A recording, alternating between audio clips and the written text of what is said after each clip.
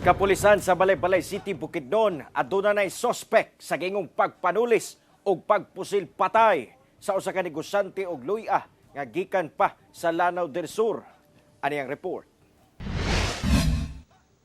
Gihikay na sa mga personahe sa Balay-Balay City Police Station, ilawom sa Bukidnon Provincial Police Office ang kasong robbery murder nga ilang ipasaka batok sospek sa gingong pagpanulis o pagpusil patay sa usa ka negosyante di atong Pebrero 16. Matod sa kapulisan nga robbery ang motibo sa krimen, sanglit na tiktikan sa sospek nga nag-withdraw og matod pa 100,000 pesos cash ang biktima. Kainomduman, Pebrero 16, pasado las 5 sa hapon sa hilit nga lugar sa Barangay Kasisang sa Balay-Balay City, walay kaluoy nga gipusil patay ang 36 anyos nga biktimang si Oter Umpar.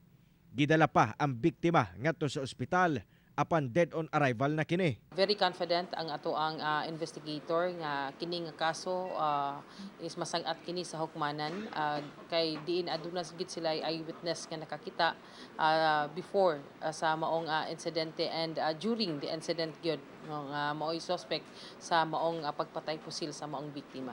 Gidugang sa kapulisan, wala na ang kwarta sa biktima diyang miabot sila sa nahitabuan. Busa dako ang posibilidad nga tulis gayod ang motibo sa krimen.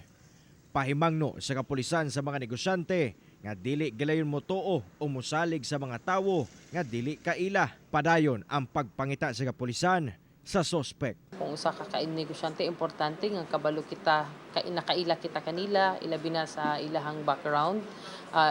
Especially pag it involves money. Kay kung maing manggod kita og kwarta, aduna gid diha ang temptasyon. Kauban si Jade Gava sa kamera.